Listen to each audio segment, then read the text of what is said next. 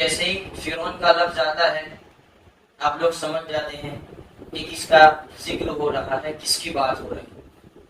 لیکن فرعون جو ہے وہ کسی کا پرٹیکولر کوئی نام نہیں تھا، وہ بادشاہوں کا لقب ہوا کرتا تھا۔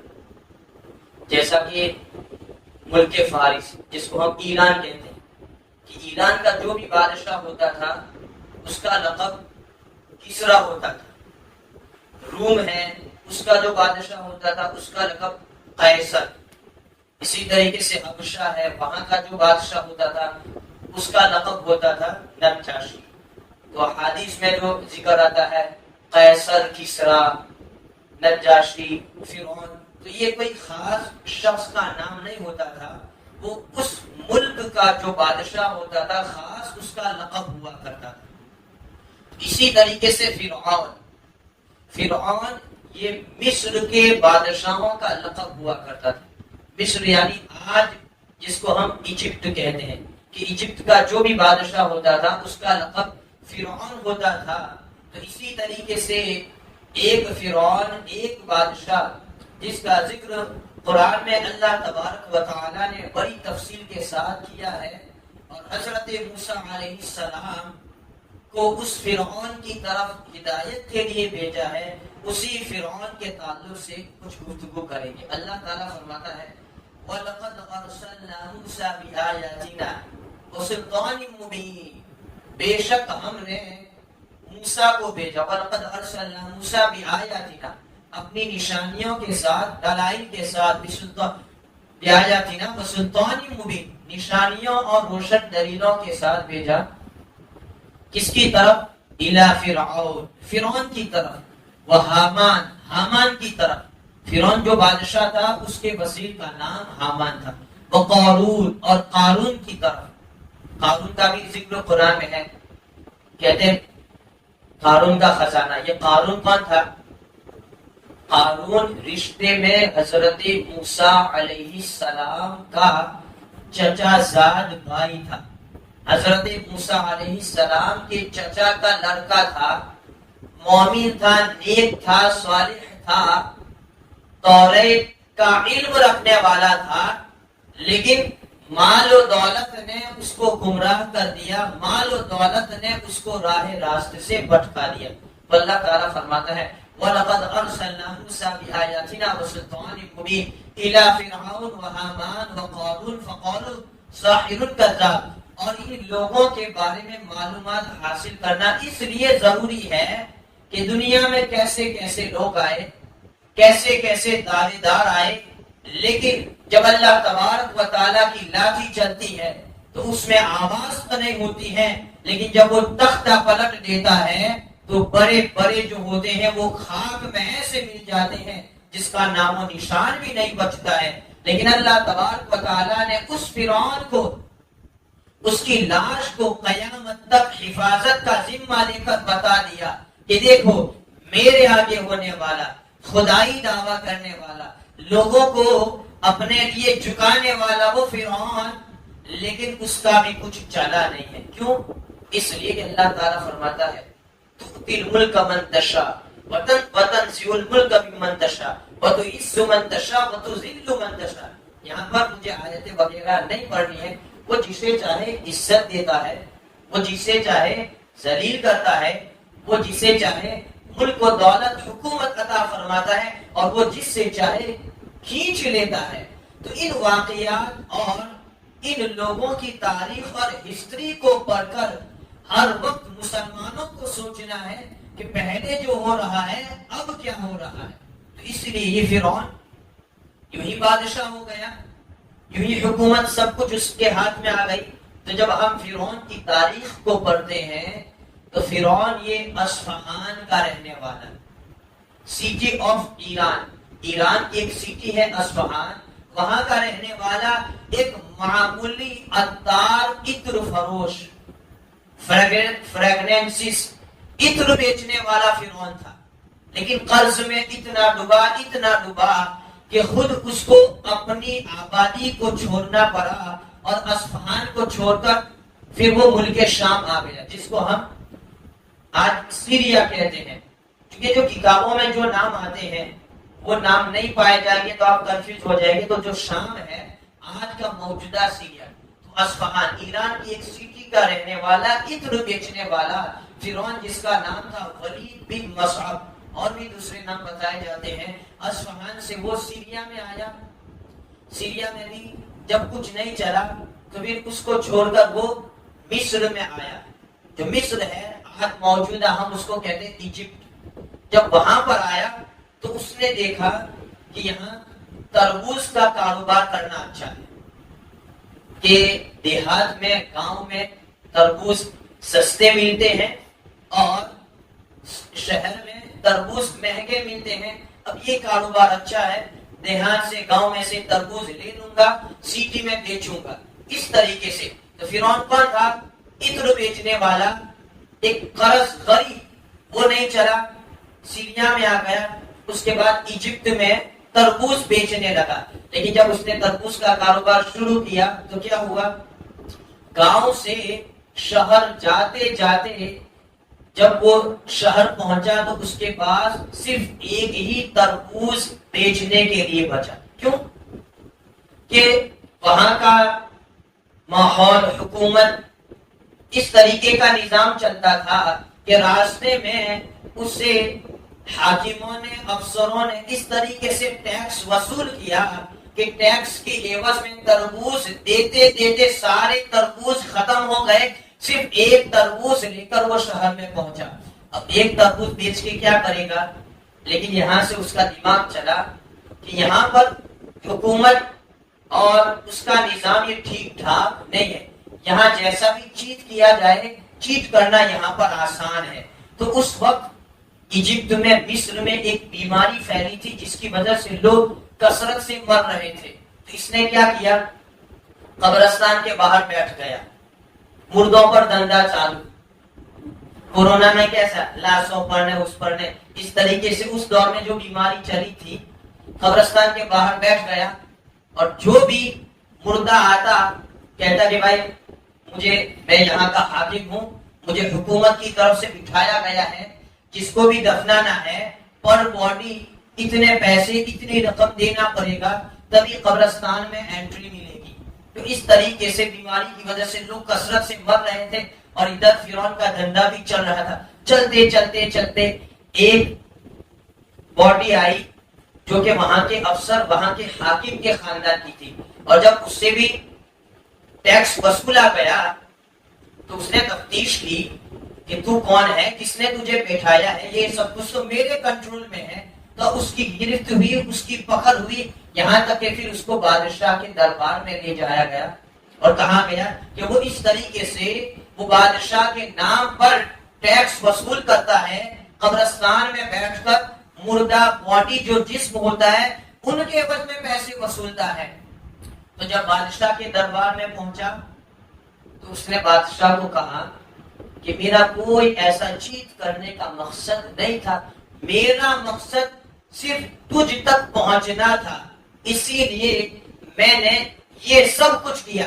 آج تک میں نے جو بھی کمایا ہے، جو بھی حاصل کیا ہے، وہ سب کچھ میرے پاس ہے اور وہ میں تمہاری خدمت میں پیش کر دیتا ہوں. لیکن مجھے صرف تمہیں یہ بتانا مقصود تھا کہ تمہاری حکومت میں تمہارا جو نظام ہے وہ صحیح چلتا نہیں ہے. اس طریقے سے کوئی بھی تمہاری رعایا کے ساتھ چیٹ کر سکتا ہے، لیکن اگر تم مجھے ساتھ میں رکھو گے تو میں تمہیں صحیح راستہ دکھاؤں گا اور اس طریقے سے تمہارا نظام یہ ٹھیک ٹھاک چلے گا. تو بادشاہ کو اس کا مشورہ بہت اچھا لگا کہ واقعی میں اس کی نیت بری نہیں تھی، اگر نیت بری ہوتی تو وہ سب کچھ خرچ کر ڈالتا. اس نے تو سب جمع کیا اور مجھ تک صحیح بات پہنچائی، لہذا اس وقت بادشاہ نے اس کو ایک معمولی سا عہدہ دے دیا. اب دیتے دیتے چلتا گیا. چاپلوس لوگ کامیاب زیادہ ہوتے ہیں، چاپلوسی، کان بمبی جو بھی کرتے لیکن وہ اس طریقے سے اس نے مینٹین کیا، آیا پبلک اس کے دل کو بھی جیتا. بادشاہ کے دربار میں رہنے والے اس کے وزراء، حکما جو بھی تھے اس کے بھی دل کو جیت لیا. یہاں تک کہ جو بادشاہ تھا اس کا بھی انتقال ہو جاتا ہے، اب وہ تخت، وہ سیٹ خالی. وہاں پر بیٹھے تو کون بیٹھے؟ تو فرعون پہلے ہی سے اپنے اخلاق، اپنے کردار، اپنے مائنڈ اور اس سے لوگوں کے دماغ میں، دلوں میں وہ مقبول ہو چکا تھا. لہذا فرعون کے علاوہ ولید بن مسعود اس کے علاوہ دوسرا کوئی آپشن نہیں تھا. تو لوگوں نے اس کو اصرار کیا، ضد کی کہ تو اتنا اچھا ہے، تیرے پاس تجربہ بھی اب آ گیا ہے، تو اچھا چلا بھی سکتا ہے، لہذا بادشاہ کی جگہ پر تو ہی بیٹھ جا.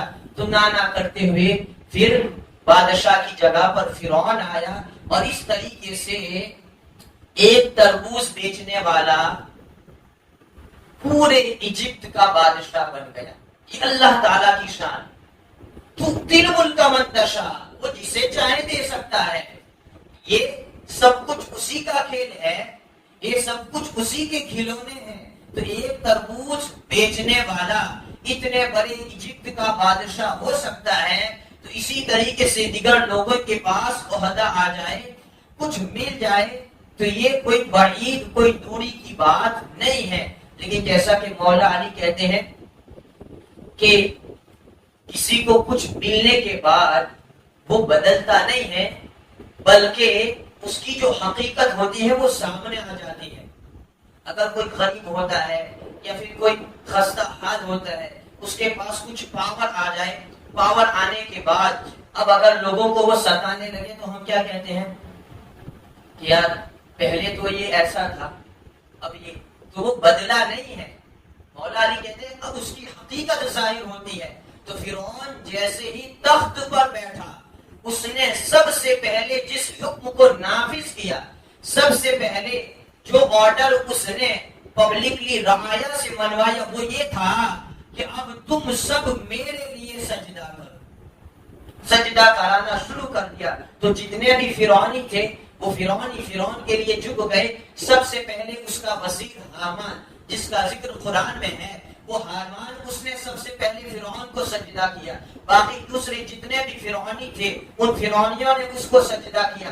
لیکن اس وقت کے جو بنو اسرائیل تھے انہوں نے سجدہ کرنے سے انکار کیا. فرعون نے ان پر ظلم کیا، فرعون نے ان کو ستایا.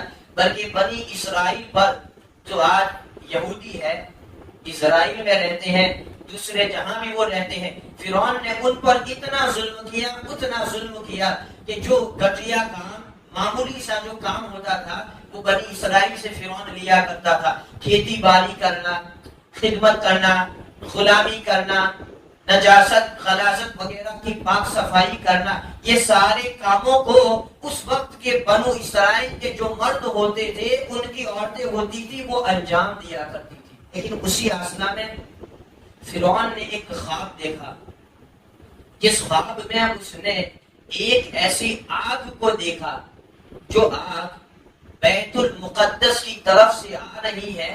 اس آگ نے سارے فرعونیوں کو جلا ڈالا اور بنی اسرائیل میں سے کسی کو بھی نقصان نہیں پہنچایا. اسی خواب میں اس نے یہ بھی دیکھا کہ ایک اژدہا جو ہے، وہ اژدہے نے اس کے سارے محل کو نگل لیا.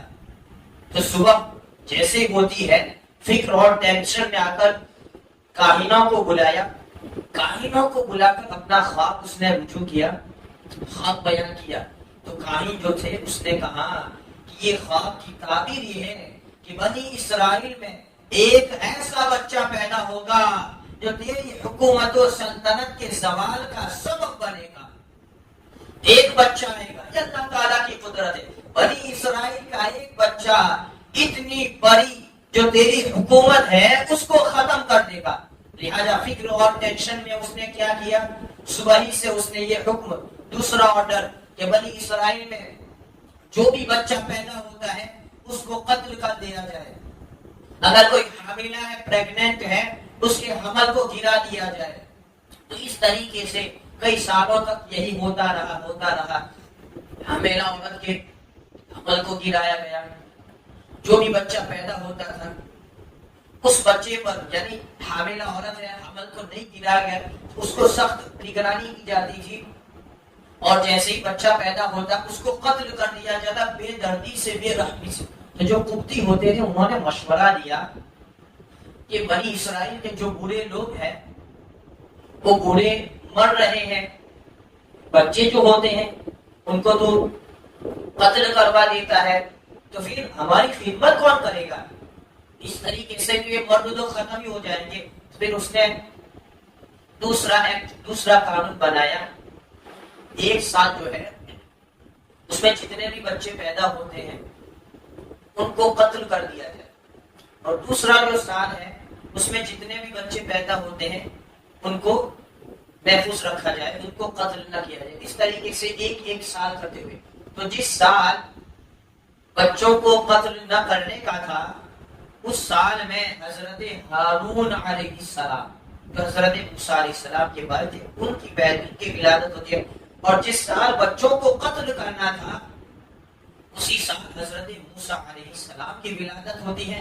یہاں پر حضرت موسیٰ علیہ السلام کا تذکرہ مقصود نہیں ہے، صرف یہ کہہ دوں کہ جب اللہ تعالیٰ بچانا چاہتا ہے، حضرت موسیٰ علیہ السلام کی ولادت پر ایسی نگرانی ہوئی، اس کے باوجود اللہ تعالیٰ نے حضرت موسیٰ کو بچایا، بلکہ حضرت موسیٰ علیہ السلام کی ولادت ہوتی ہوئی تو کائنوں نے فرعون کے کانوں تک یہ بات پہنچائی کہ جس بچے سے تجھے خطرہ تھا، جو بچہ تیری حکومت کے زوال کا سبب بنے گا، بنی اسرائیل میں وہ بچہ آ گیا ہے، اس کے باوجود فرعون کچھ نہ کر پایا۔ کیوں؟ اللہ تعالیٰ کی مرضی۔ بہرحال یہاں پر تو فرعون تو اس طریقے سے وہ بادشاہ بنا، یہاں تک کہ اللہ تبارک و تعالیٰ نے اس کو غرق کر دیا، ڈبو دیا۔ خدائی دعویٰ کرنے والا، اتنی بڑی رعایا کا مالک، جب تک چلا وہ چلا، لیکن جب اللہ تبارک و تعالیٰ انتقام لینے پر آتا ہے تو فرعون اس طریقے سے غرق ہو گیا۔ صرف وہی غرق نہیں ہوا، یہ سارے واقعات تفصیل سے بتاؤں گا۔ 6 لاکھ فرعونی، 6 لاکھ کا یہ انک یہ کوئی چھوٹا نہیں ہے، اس فرعون کے ساتھ 6 لاکھ فرعونی غرق ہو گئے، ڈوب گئے، نہ ان میں سے کسی کی لاش کا پتہ ہے، نہ کسی کی باڈی کا ٹھکانہ ہے، اس طریقے سے وہ غائب ہو گئے۔ لیکن فرعون کو اللہ تعالیٰ نے بچایا، یہ علامت اور اپنی نشانی کے لیے۔ اسی کو اللہ تعالیٰ فرماتا ہے الْيَوْمَ نُنَجِّيكَ بِبَدَنِكَ لِتَكُونَ لِمَنْ خَلْفَكَ آیَةً۔ اور جب آخری بات کہہ دوں، یہ چیز آپ کو اگر یوٹیوب پر سرچ کریں گے، گوگل پر، تو بھی مل جائے گی۔ فرعون کی باڈی کو اللہ تعالیٰ نے اپنی نشانی کیسے بنائی، تاکہ لوگ اس کو دیکھ کر عبرت حاصل کریں کہ اتنا بڑا عظیم الجثہ، بھاری بھرکم شریر رکھنے والا، خدائی دعویٰ کرنے والا، 6 لاکھ فرعونیوں کی اس کے پاس فوج اور لاش تھی، کچھ کمی نہیں تھی، لیکن اس کے باوجود میرے ایک پیغمبر نے جب اس کے سامنے آیا، اللہ تعالیٰ نے اس کو ڈبو دیا، غرق کر دیا۔ تو جب فرعون کی باڈی 3500 سال کے بعد جب باہر آتی ہے، بحر احمر جب باہر آتی ہے، اور اس باڈی پر جب ریسرچ شروع کیا جاتا ہے، فرعون کی جو باڈی تھی، اس کا جو چیسٹ تھا، جو چھاتی کا جو باغ تھا، اس پر سمندری نمک لگا ہوا تھا۔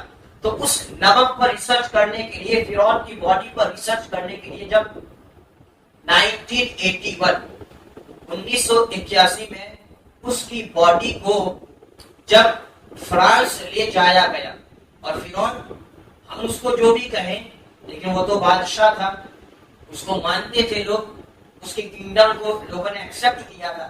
تو جس طریقے سے ایک زندہ بادشاہ ہوتا ہے، اس کا استقبال کیا جاتا ہے، اس کا ویلکم کیا جاتا ہے، اسی طریقے سے فرانس کے ایئرپورٹ پر فرعون کا استقبال کیا گیا، بلکہ باقاعدہ فرعون کی پاسپورٹ بھی بنائی گئی کہ بغیر پاسپورٹ کے کسی کا انٹر نہیں ہوتا تھا۔ فرعون کی پاسپورٹ بھی بنی، اور اس کا ویلکم کرتے ہوئے شان و شوکت کے ساتھ اس کی باڈی کو لے جایا گیا، اور فرانس میں 1981 میں اس کی باڈی پر جب ریسرچ ہوا تو پروفیسر میورس بکائے جو اس وقت کے بہت بڑے سائنٹسٹ تھے، یعنی اور ان کے اندر میں کتنے لوگ کام کرتے تھے عیسائی کرسچن، لیکن وہ ابھی تک اس نتیجے پر اور یہ بات ماننے کو تیار نہیں تھے کہ یہ وہی فرعون ہے جو 3500 سال پہلے کا جس کا ذکر قرآن میں ہے یا پھر اور آسمانی کتاب توریت وغیرہ میں ملتا ہے. کیونکہ 3500 سال ہونے کے بعد 3500 سال تک اگر کسی کی باڈی دریا میں رہے اور وہ دریا کا کھارا پانی چند سالوں میں چند مہینوں میں دریا کے کھارے پانی میں باڈی جسم ہڈیاں سب گل جاتی ہے, وہ لوہے کو گلا دے تو 3500 سال کے بعد اس کی باڈی کیسے بچے گی؟ تو اس لیے وہ ایکسپٹ نہیں کرتا تھا. لیکن اسی دوران اسی ریسرچ کے دوران ایک میڈیکل سیمینار میں اسی پروفیسر یونس بکائی کا جب عرب کنٹری میں جانا ہوا اور ایک مسلم سائنس جو تھا اس کے ساتھ جب بات چیت ہوئی تو اس نے کہا کہ اس فرعون کی باڈی کی حفاظت کی ذمہ داری اللہ تعالیٰ نے لی ہے جس کا ذکر قرآن میں ملتا ہے. تو اس پر اس کو قرآن میں ریسرچ کرنے کا اور انٹرسٹ اور ذوق کہ واقعی میں قرآن میں ہے. تو جب قرآن میں وہ ریسرچ کرتا ہے, ریسرچ کرتے کرتے ایک عیسائی ایک کرسچن پروفیسر اللہ تعالیٰ پر ایمان لے آتا ہے. ایمان لانے کے بعد قرآن کی طرف آؤ.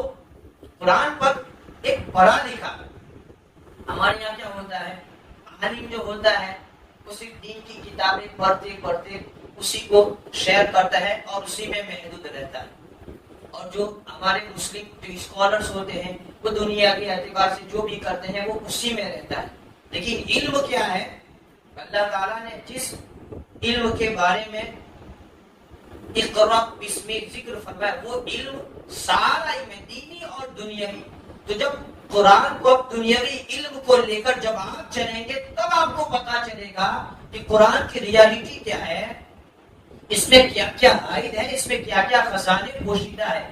تو ایک پروفیسر ایک سائنٹسٹ جب وہ قرآن کے ریسرچ کرنے پر آیا, پہلے ہی سے سائنٹسٹ ہونے کی وجہ سے اس کو نالج تھا, عیسائی ہونے کی وجہ سے بائبل کا نالج تھا, قرآن ہاتھ میں آ گیا, قرآن کا بھی نالج آ گیا.